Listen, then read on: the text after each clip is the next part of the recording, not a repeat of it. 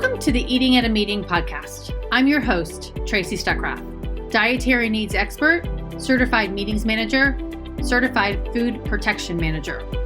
I have searched the globe to find people and businesses who are creating safe, sustainable, and inclusive food and beverage experiences for their employees, guests, and communities.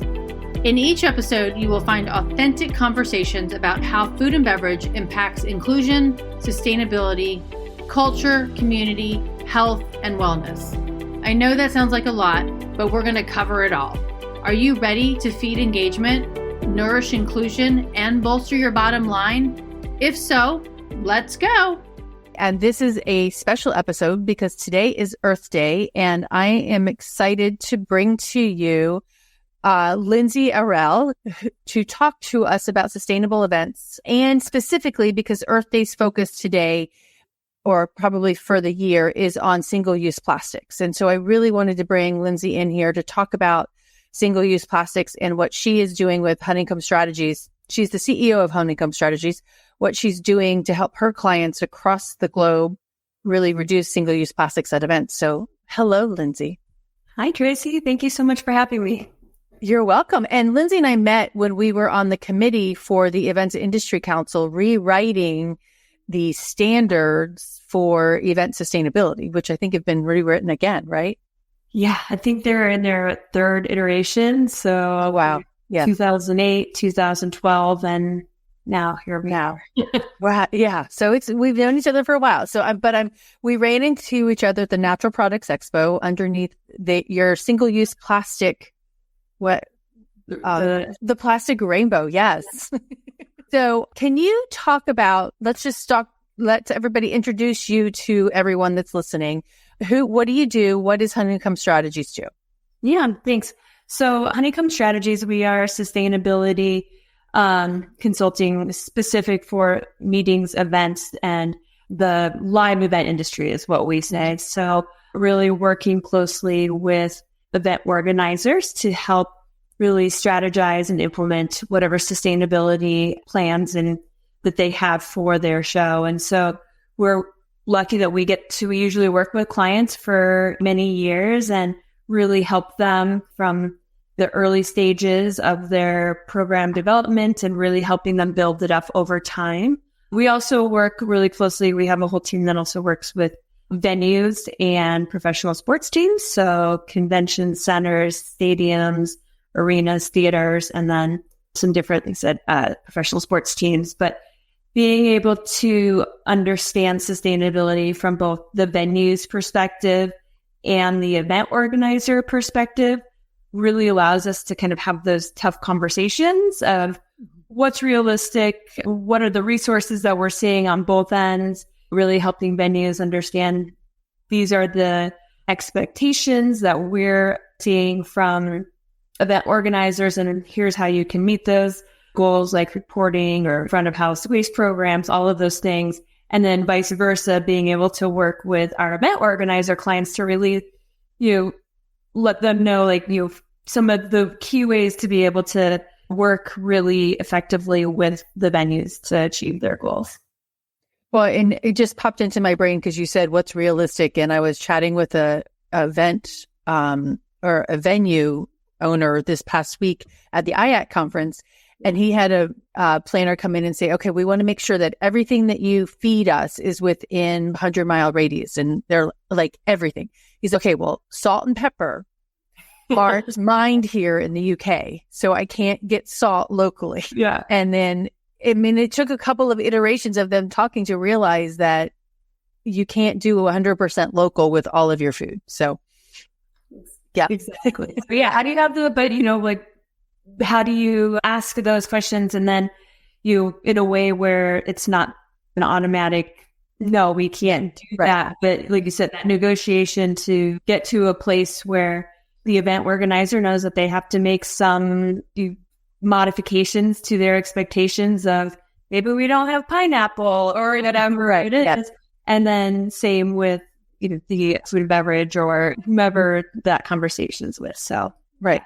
So I saw you, and when I was trying to figure out who I wanted to have on the show, I'm like, okay, and I went immediately to my photo, and I saw the Plastics Rainbow, which is the Natural Products Expo, or as other people deem it, as Expo West. So I know you've been working with them for a couple of years. So can you talk about what initial steps that you took with them specifically around the single-use plastics? Sure. And because they have it all over their website, and they're talking to their exhibitors even about who are food manufacturers about not using plastic. Exactly. So they're a great show, and I've been lucky enough to work with them, I think since 2015. So coming up on 10 years. And they're a great example of, like I mentioned earlier, really starting in one spot and just progressing your program over the years and really kind of understanding what makes the most sense and what the most material impact. So when I first started working with Natural Products, they are a food samples show. So there's just a lot of waste is one of those things. And back in 2015 to 2016, 17, 18, a lot of the ways that people would sample was plastic spoons, plastic cups, plastic. That was just what was available because compostables were still, frankly, not something that was really affordable, or you couldn't get it in every size or what have you. And then the other real challenge of,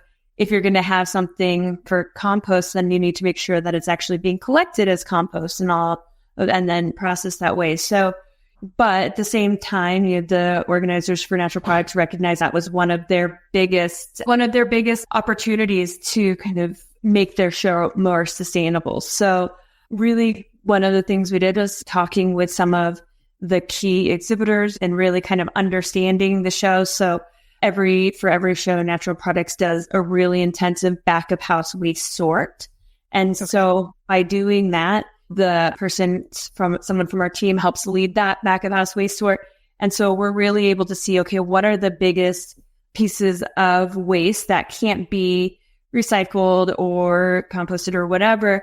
And so with that, then we have that information to say, okay, now here's the different things we want to change. So the show started with really just affecting their own choices, right? Because that's what you have most control over. So eliminating any type of like foam core or plastic water bottles in any of their show offices and starting in those places. And then going, and we tried looking at small pilots then for the sampling with aluminum, reusable ramekins, and so seeing how that would work. And we tried it back, I think, for the first time in 2019, I believe, in Baltimore. And then obviously COVID happened, and then there was a lot of issues around reuse after that. You just getting back and concerns. And so it really kind of pushed us back again. But then we started, okay, where are the other places we can control? And so looking to find, we then partnered, I think this was our third show, partnering with a company called Our Cup, which that's where we use usable cups for all of our receptions and concerts, and really kind of building that piece out. Because again, that's what we could control. And then partnering with companies for replacing, this year we replaced all of the plastic water bottles in the host hotels, and we replaced those with aluminum water bottles. So it's been an evolution over time, but the goal has stayed the same. And now they're not a lot exhibitors. They're looking to disallow the use of any type of plastic sampling for moving forward. So but you have to, I think what's really key and what they did really well is you can't ask your exhibitors or participants to buy into a program if you're not doing it yourself. And so to really be authentic and credible, they really had to get their ship in order. And now they can go and show like, okay, what's possible. But the conversation's been happening for a long time and been growing. And I'm just really excited to see where it goes, and really proud of the commitment and that they've shown. For context, and it's a show of about 80,000 people, 80,000 people over the course of 4 or 5 days. 3 days. Yeah. 3 days of sampling. Over 3. It's huge. Yeah. Yeah. And I've been a couple of times, and it's really hard to get to every single aisle of that show, depending on what you're doing. But yeah. So, I mean, that's a massive undertaking. And for them to do it on their side first, I mean, because it's such a massive show, then there is that good sampling that they can show to their exhibitors of what they did. Exactly. Yeah. Exactly. Now, have you had any other, well, actually, I want to go back to that plastics rainbow real quick. Can you share I'll find the photo of it and share it. But what was the point of the plastics rainbow? Did you do that any other year? Yep. So we had it for a few years, and that was it was an art installation of, it was a beautiful, beautiful rainbow made of plastic water bottles that were found in the ocean. And really it was just to raise awareness around the issue of oceans plastic. And then in connection with that, Natural Products, they donate to the ocean, I think it's the Ocean Conservancy, to every year to kind of help them with the mitigation of ocean plastic. So really eye-catching. I think it was like 40 feet long or something, maybe more. And so, but really had a great story attached to it. And we used it for several years until it was in Philadelphia last year. So Expo East was kind of its last year, and we donated it through the Pennsylvania Convention Center. They have a great donation program. So we were able to work with them to donate it to a local school. Oh, cool. Yeah. Yeah. Okay. So, and then because you mentioned the convention center and the other one is in Anaheim, how were the Philadelphia Convention Center and the Anaheim Convention Center, what was through your work that you normally do, getting their input and their buy-in, I guess, on participating in this and across the board with Expo as well as other clients? Yeah, absolutely. I mean, it's really kind of going back to earlier that how we're saying it's that conversation. So setting up, hey, these are the goals, that collaboration as early on in the process as possible. So Expo, so they have an East and a West. So they had actually now this year, they're not going back to Philadelphia. They have a new show that's called Newtopia that's going to be at the Colorado Convention Center. But they would, even before the show, move to Philadelphia from Baltimore. That was part of the sustainability, was a big part of that conversation. Here's what we're doing. These are the expectations if we're coming to your venue. And so just that partnership is really important. And a lot of it's education. And there was a lot of the things that the Natural Products had to do to support that piece. But I think looking to Anaheim, I really feel like they were very instrumental in helping to evolve the Anaheim Convention Center front of house waste program. Really kind of now they're adding more bins. They're understanding the Anaheim Convention Center operators are understanding what resources they have. So now they collect this queen and recycle it. They collect carpet and recycle it. So by us asking and kind of working with them and finding some of those local partners and sharing those with them, now they're able to do that just as standard practice for other Awesome. shows.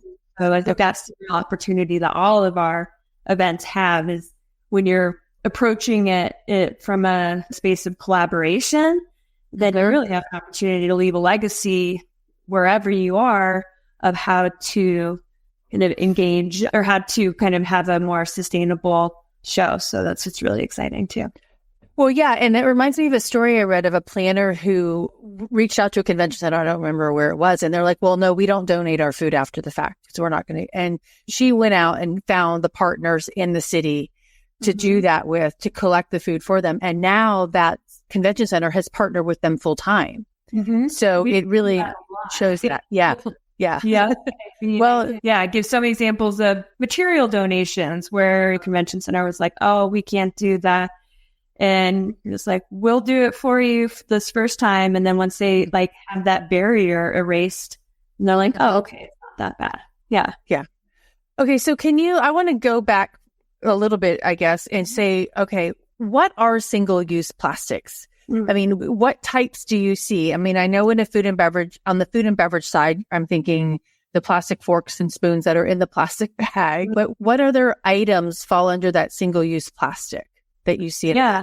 So I would say single-use plastic, especially for food and beverage, is especially tricky because you'll hear, oh, it's plastic, but at least it can be recycled. But the biggest thing is it's everything from, like you said, those just forks and spoons and knives that are plastic to the single-use creamers that are made of plastic to plastic condiment packets, like all of those things, right? And there's just so many, especially for convention centers, it has to be single-use, it has to be fast.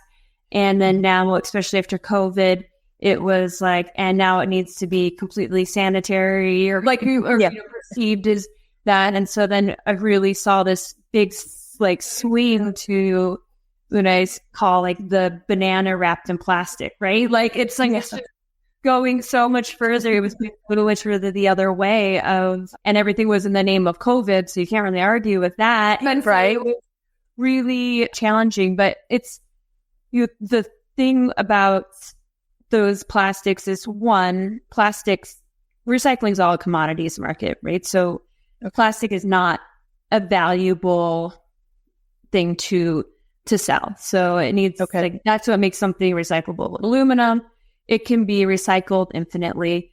It's very valuable. It's metal. So if you are collecting aluminum separate and recycling it, I believe it's something like it can be aluminum can that you have, you drink out of and put in recycling can be back on the shelf in 45 days or something crazy. Oh, wow.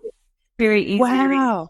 And it doesn't ever degrade its value. Whereas plastics kind of have to, even if you do get it recycled, then you have to, like the next iteration of it, it's going to be less valuable and less valuable. So that's just plastic in general. And not a lot of people want to make things with it. Right. So there's that. And then the other piece is if it has food and beverage, if it has food on it, then it's not recyclable because then it's considered contaminated.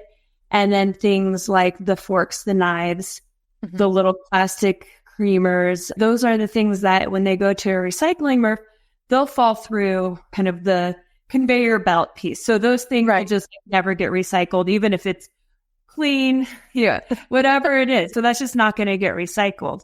And so those are the things that we're talking about. So instead of, that's where the move to bulk condiments, it becomes really important. Or if you're going to have the move, one of the things that just was crazy to me is when you go to a reception and it's a beer can, you pop the beer can and then you pour that into a plastic cup. So now you have two things that are one beverage. Yeah, that's true.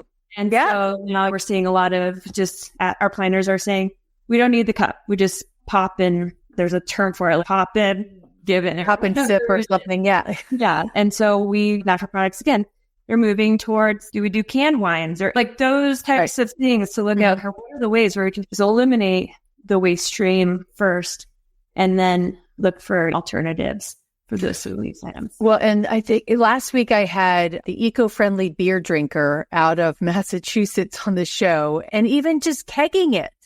Yeah. Right? Bringing kegs to a convention center ballroom. Yeah, exactly. Store the kegs with the beer in it and use a reusable glass.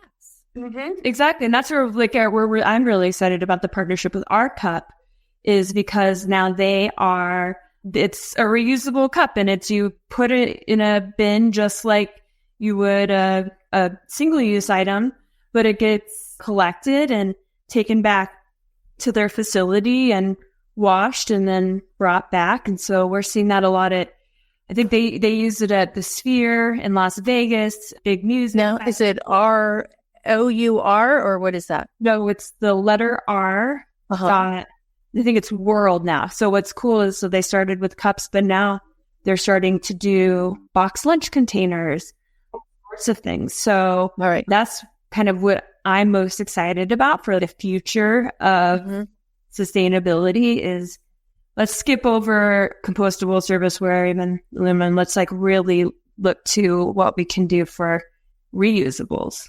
Right. Okay. Yeah. I just found it. I'm going to put it in the chat as well. ourworldreuse.com. Yeah. Yeah. Okay, cool.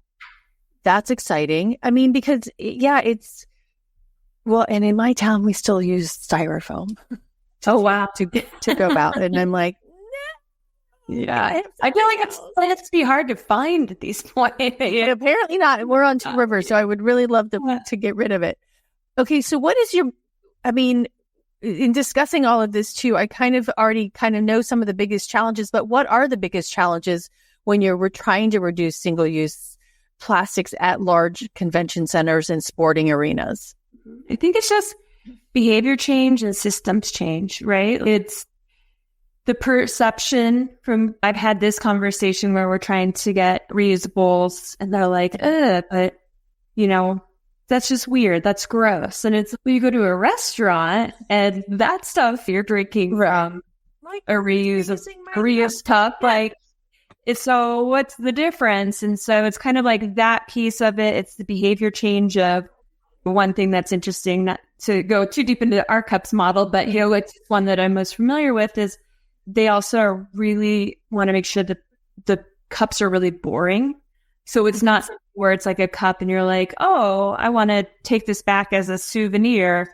So they have to really the concept of it's not yours to take, put it back here and we're going to reuse it. And so that changed from like a attendee standpoint. And then operations, just how do you kind of get them to understand kind of those same types of hurdles and getting their staff trained up. And again, when we were at Natural Products, they have a big concert and we had put the reusable cups behind all the bars and we're really kind of monitoring that. And then all of a sudden you see just a few people walking around with like plastic cups of wine. And we're like, where did that come from? And then we found it was like one bar over in the corner that ran out of the reusable cups. So then they just started using the plastic cups instead of getting more reusable cups. So it's just that training piece, I think, is one of the biggest. Yeah, because and that would be good because the cup, you can't have glass on a pool party on a hotel pool deck, right? Yeah. Exactly. So that's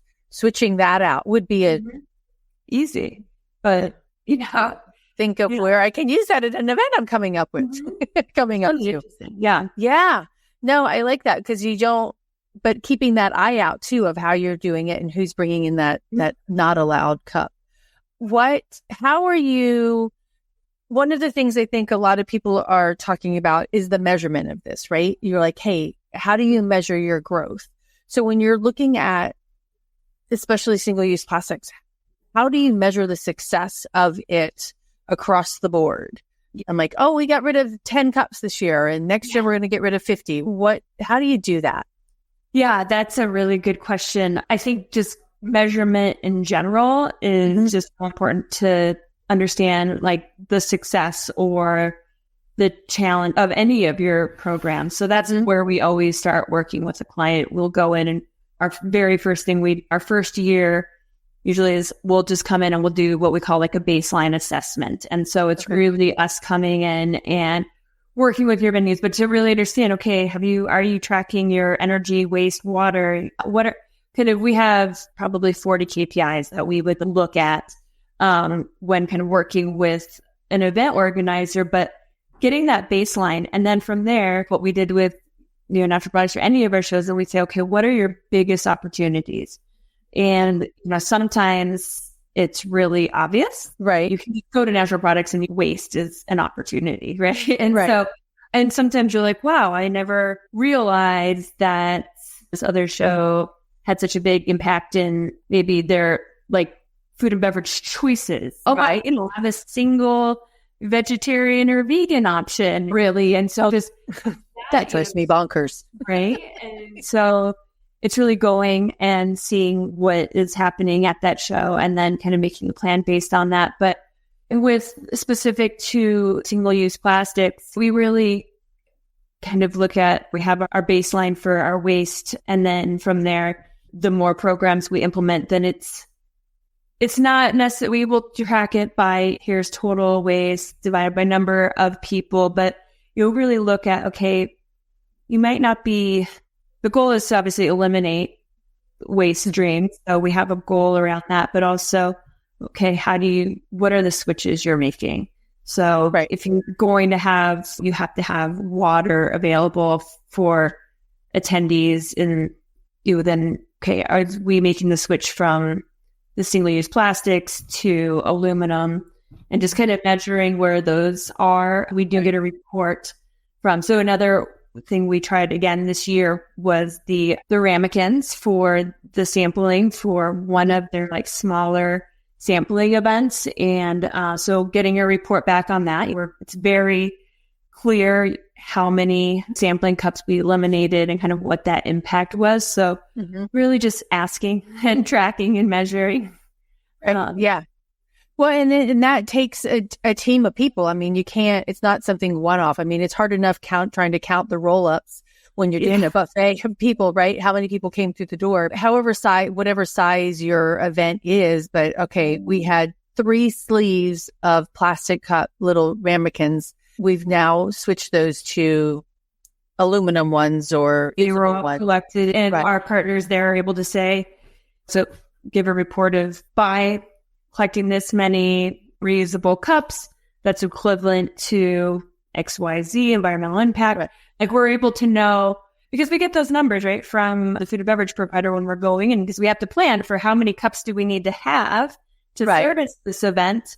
So what would they do? And then we switch that out. So that's a real number that you're able to track. And so we have a platform that we use with all of our clients called Hive. So it's kind of our online dashboard where we input all of these different metrics, and they're able to track year over year or event over event, or we work with some event organizers like the entire portfolio. So they're able to see, here's our track by the individual event, but also portfolio wide. Yeah. Because and I think corporate ESGs are going to really drive a lot of this, not just necessarily from the venue side, but from the planner side. So, and I think it's starting to trickle down to the planner side of that. So how are you mentioned earlier too, it's a touchy conversation to have. What questions do you have? What questions do you ask so that you're not pushed back on things? And I want to say that planners have to deal with that from their upper management. Mm-hmm.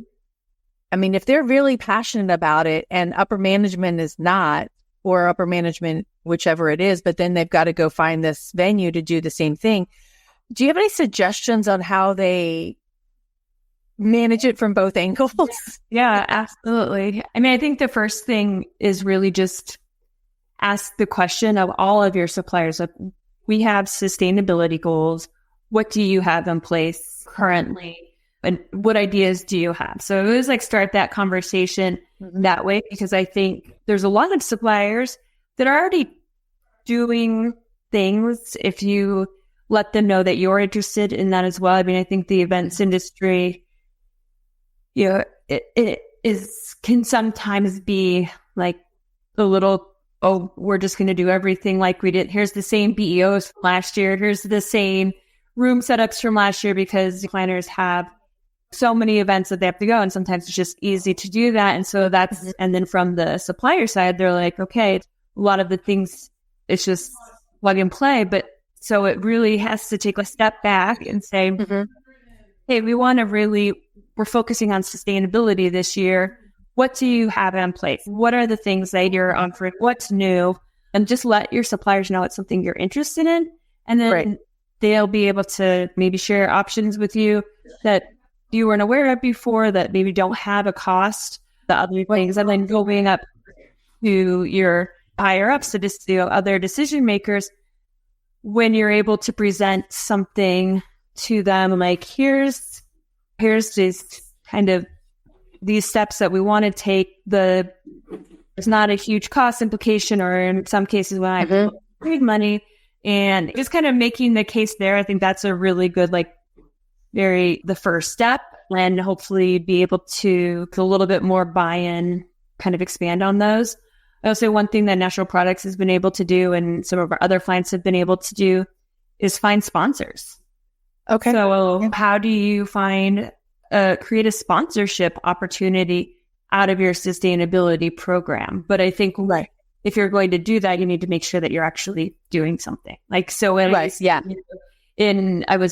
the sustainability program at the Colorado Convention Center, and years ago we'd have events that would want to come and just put this waste bin is sponsored by XYZ. And it's, well, definitely you can do that, but are you going to actually now put some energy into recycling these things? And so you're putting some action behind that sponsorship. So that's, I think, really important. But I mean, if that's a great way to amplify your program, make money, right, and really kind of find some really meaningful partnerships. Well, and I like that because if your exhibitor is well enough, you can find out who's really into this side of something, food or recycling aluminum or whatever, and partner with them and have them do that. Because sometimes there is a cost to it, but you can offset it with still making some money and helping elevate their messaging with what they believe in as well. So exactly. I would say another great resource, Convention and Visitors Bureaus. Like they know all the players. So we work really closely with Visit Denver. You just got them to platinum level. Is that right? For EIC. And again, been working with them. I've been working with Tiffany and that team since 2008, a long time.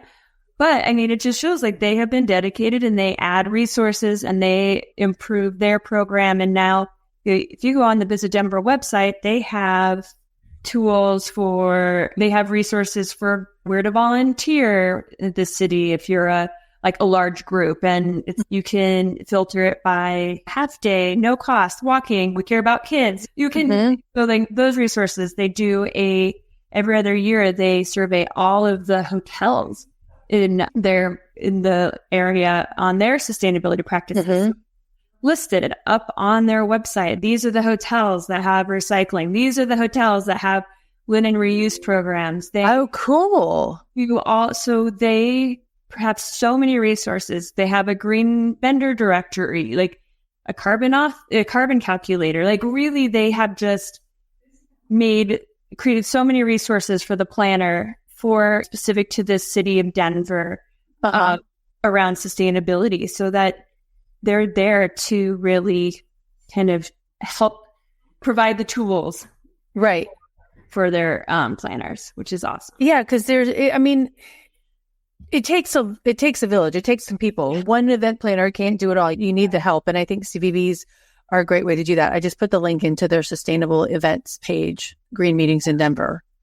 Yeah, well, that's good, and that's a beautiful picture of the Denver Convention Center on that page.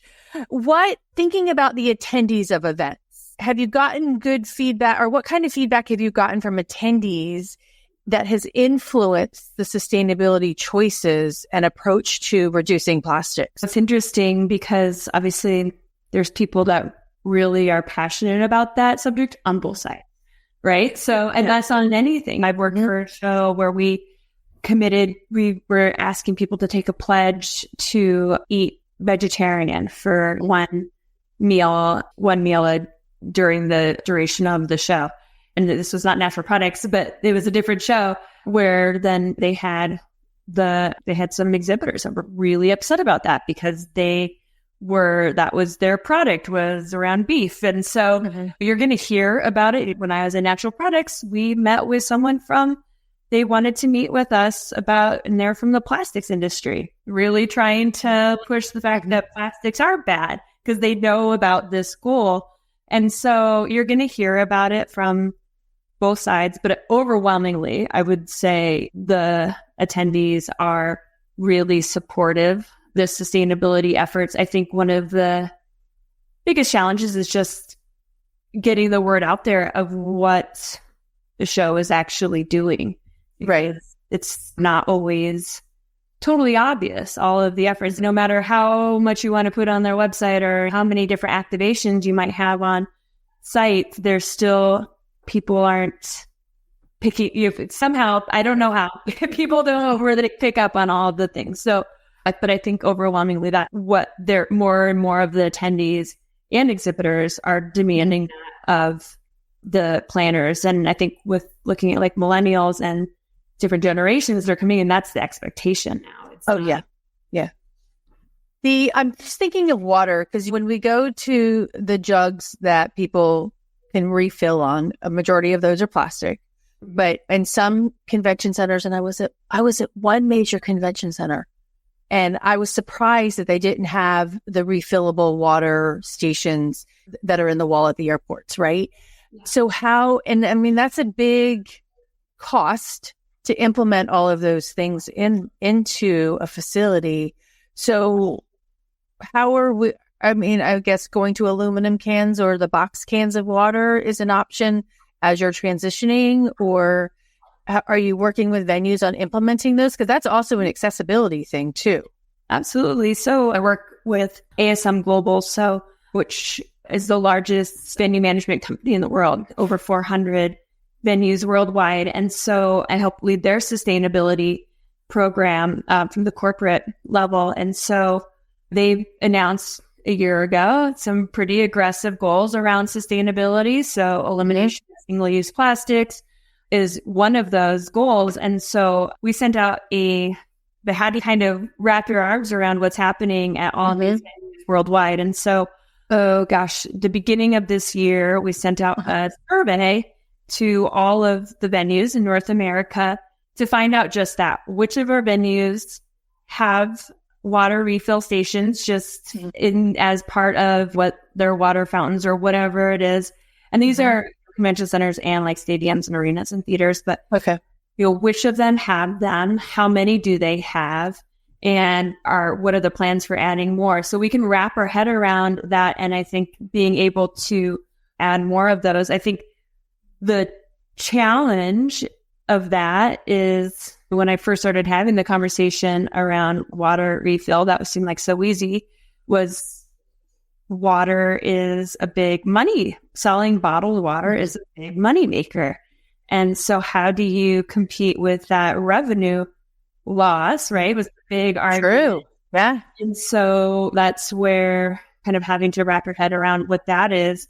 The other piece is especially this is more for like stadiums and arenas, but a lot of stadiums or arenas or concerts, you're not allowed to bring in a refillable water. Yeah.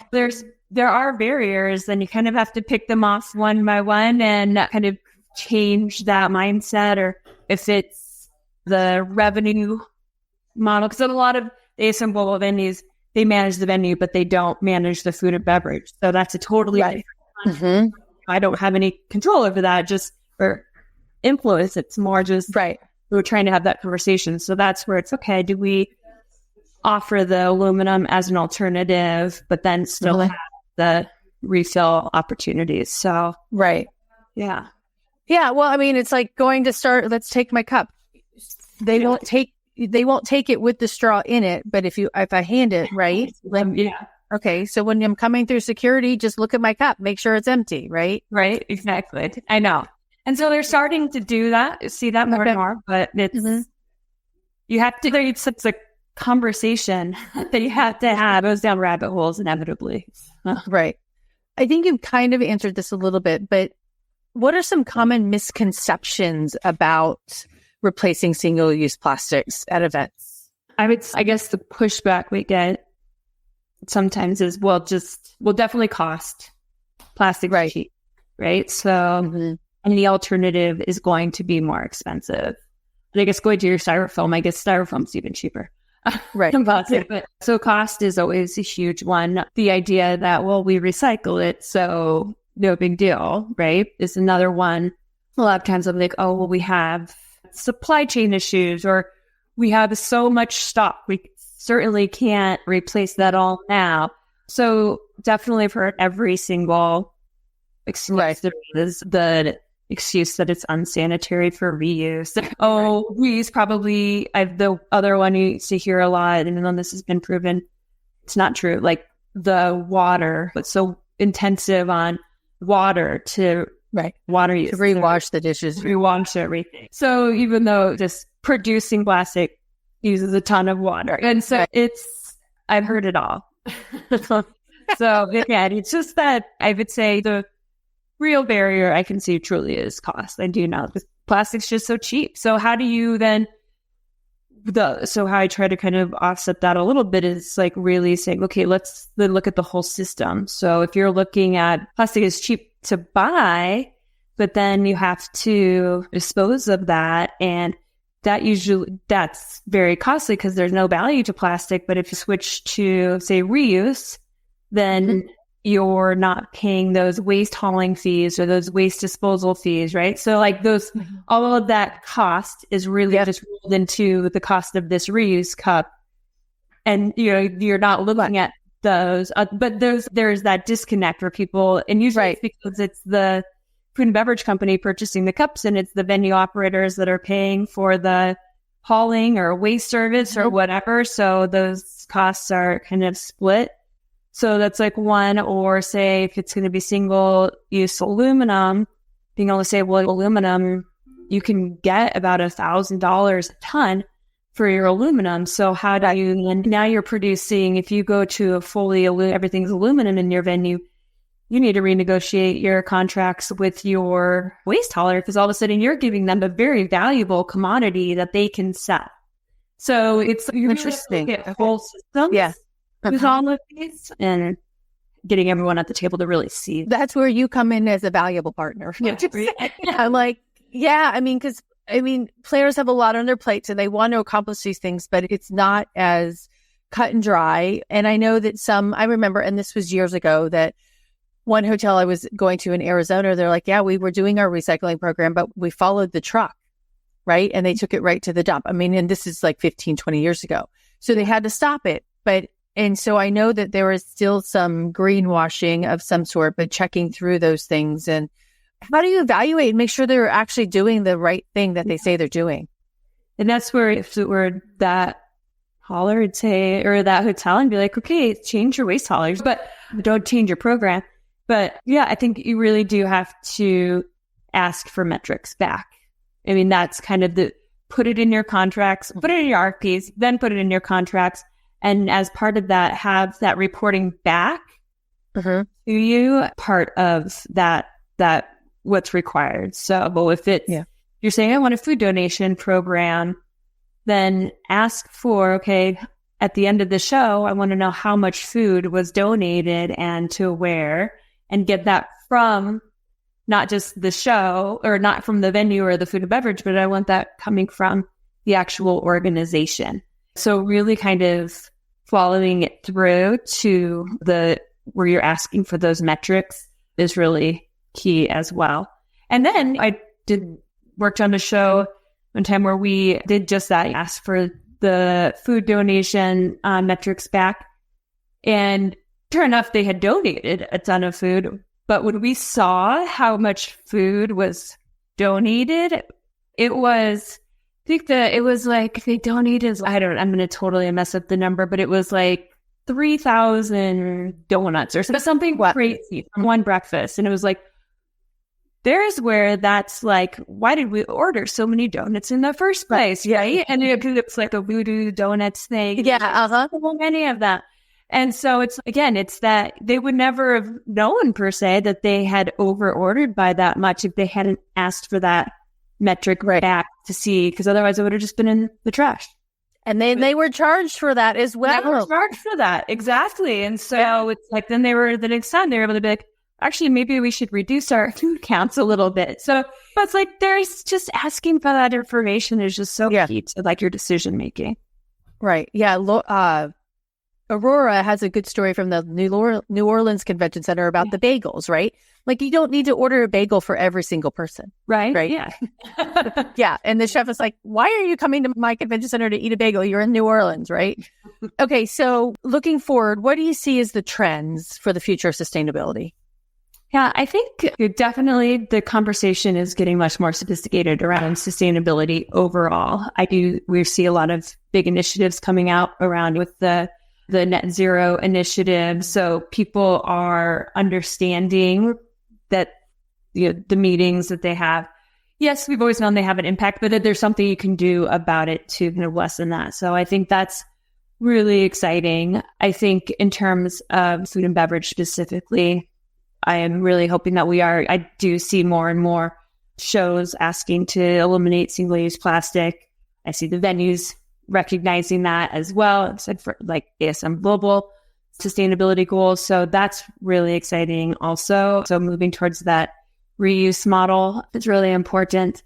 I think people are just I'm sure you are way more the expert in this than I am, but just having more like healthy food options as well. And just people often, kind of going to the carbon piece, people often say there's, we can't affect our carbon footprint because of, air travel, which yes, like that is the biggest piece of your carbon footprint. But there are so many things that you can do from a pure procurement standpoint to lessen that. So if you're prioritizing more local foods, that's going to reduce your impact. If you're reducing the amount of signage that you're putting up in your show, then that's less that's being printed and less that's being shipped. There's so many other things. So I think people seeing the big picture and really focusing on the things that they can control is really exciting. And they're doing that because they're tracking and all of this. Yeah. And I had one venue say to me this week, I own a venue that people fly to as a destination. And so I think that's a good point to share with him, saying, okay, hey, where can we look at everything else you have in-house at your venue that you can do more sustainably to help offset what that is? And even the hotel I was at this week, it was Verizon's The Ridge, which is Verizon's private conference center. So they typically don't do outside venues. But I was packing up to leave and I had used the soap in the box, right? And I'm like, just curious. I'm like, what do you do with that soap? Thinking back 15 years ago. And the woman who I asked was actually the woman who manages that program. She said, Tracy, we send it to Clean the World. And I'm like, I haven't seen them at a show. I mean, we were doing a packaging up of items to give to a shelter in town. But I'm like, that's another thing that we could just be also reiterating.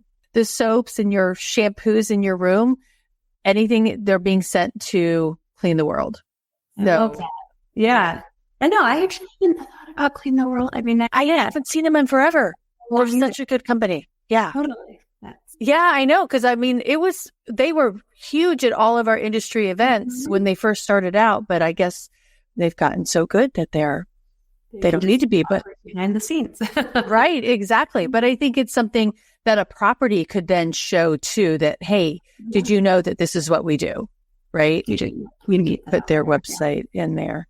Okay. So my last final question for you, and this is one that I ask every single person, or every single guest. What does a safe, sustainable, and inclusive food and beverage experience look like to you? But I really want you to frame it into the single-use. Can you frame it around single-use plastics or just in general?